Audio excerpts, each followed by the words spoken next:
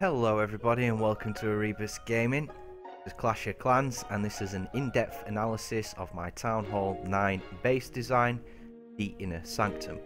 So in this video what I'm going to show you is how the base works, the dynamics of it and how each component works in tangent with every location in the base. So what we're going to start off with first is the outer ring. So we've got the arch towers, cannons and two air defences on the outside, and that creates what we call a anti-hog ring.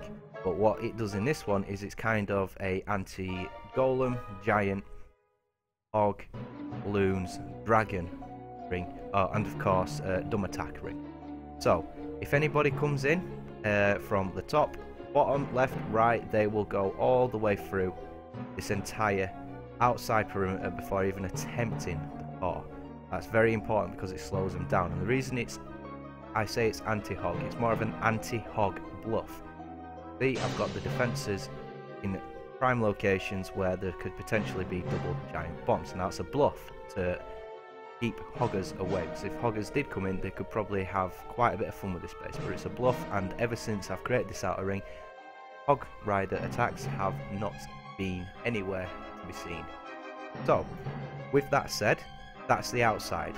So the outside, and it works rather well. There's quite a lot of people that don't know how to attack it.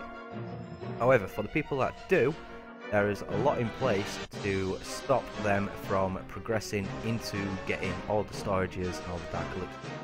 If you notice, all the elixir storages are in their own container, and the two gold storages are kind of in their own container as well. However, there is some pathing going on here, which is the inner ring. I'll talk about that in a second.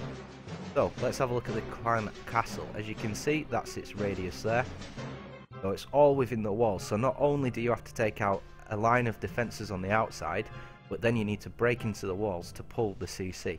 That will scare a lot of people off. It's very difficult to pull this clan castle without having to commit a large army to start with.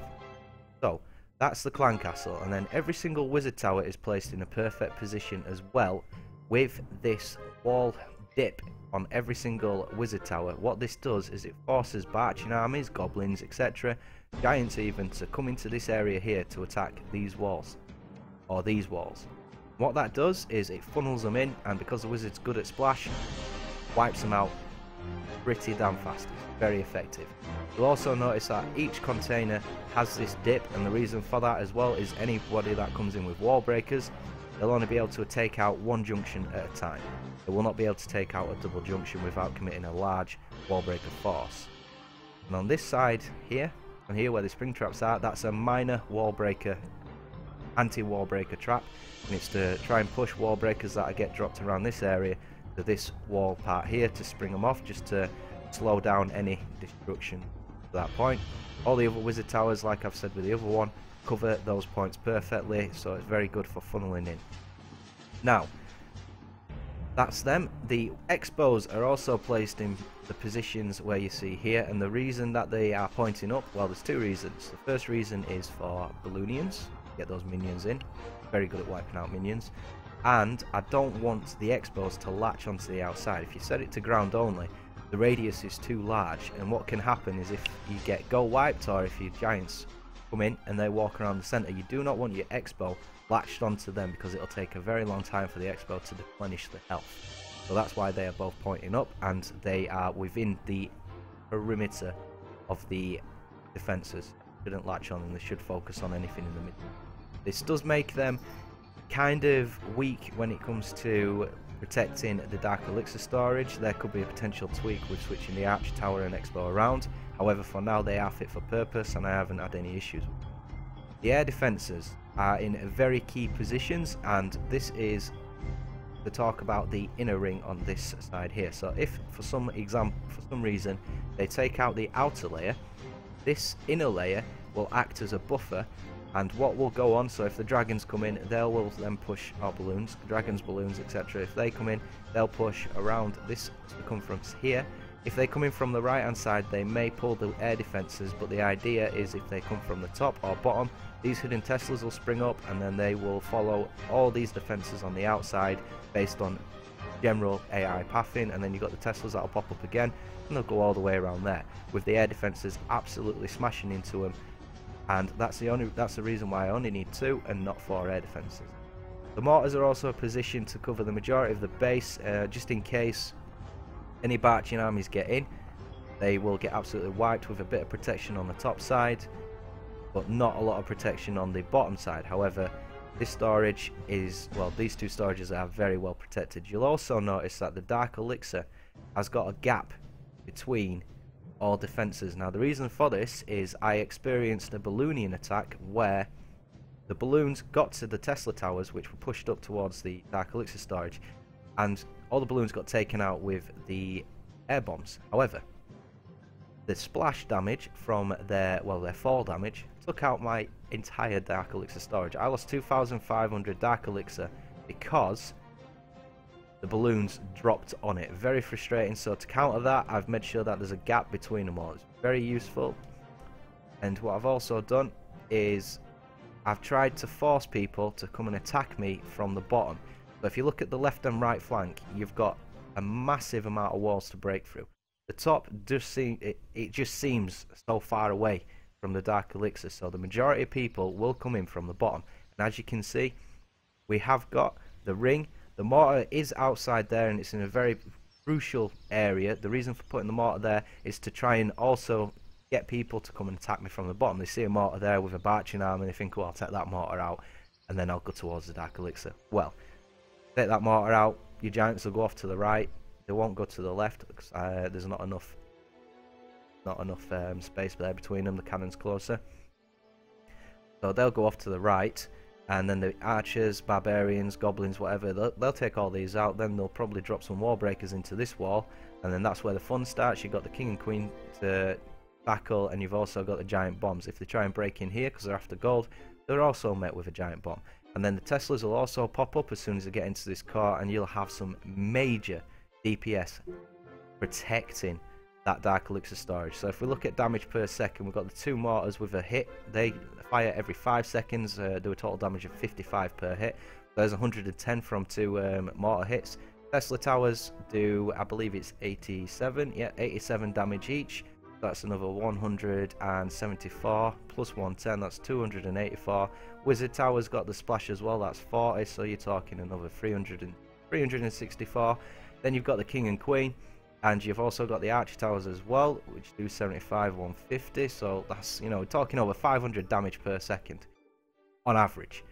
That's a lot of damage protection for that Dark Elixir storage, but they're all spaced out in pathing wise, so you don't have to worry about your base being contradicted. So that's why it's pathed that way. You've got your spring traps in there as well, just in case the giants get in there, just to wipe them out.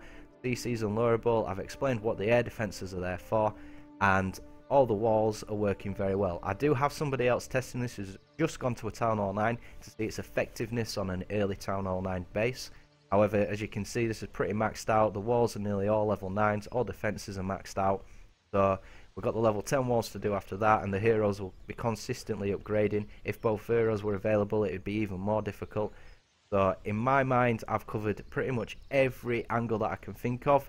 The downside in my mind is the fact that it can be 50%ed very easily. However, I'm a farmer. I will always be a farmer until I am a max Town Hall 10, so then I won't need to farm. I'll need to focus on trophies.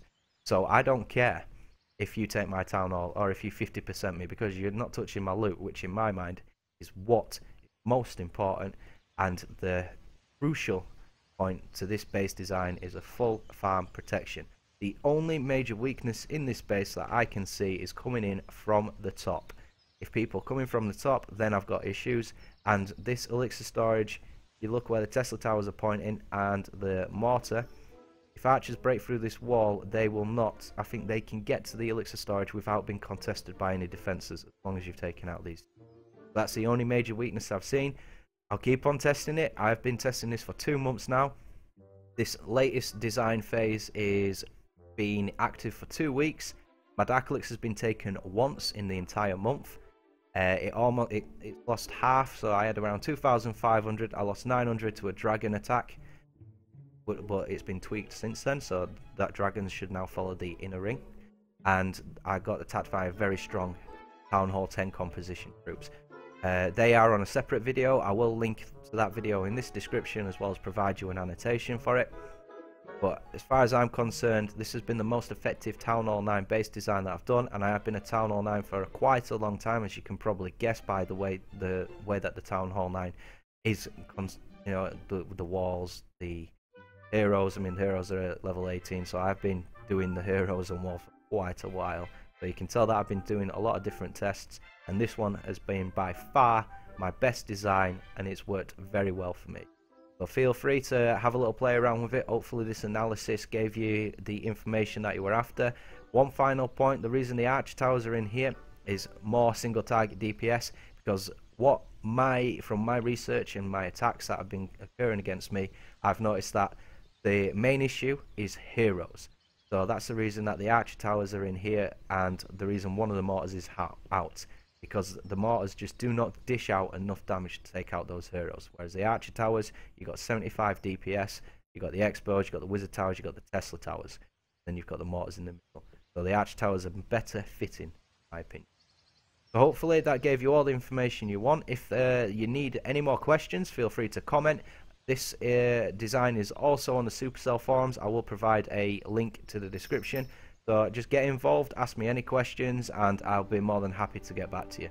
So hopefully you all enjoyed that, and I'll see you on the next video.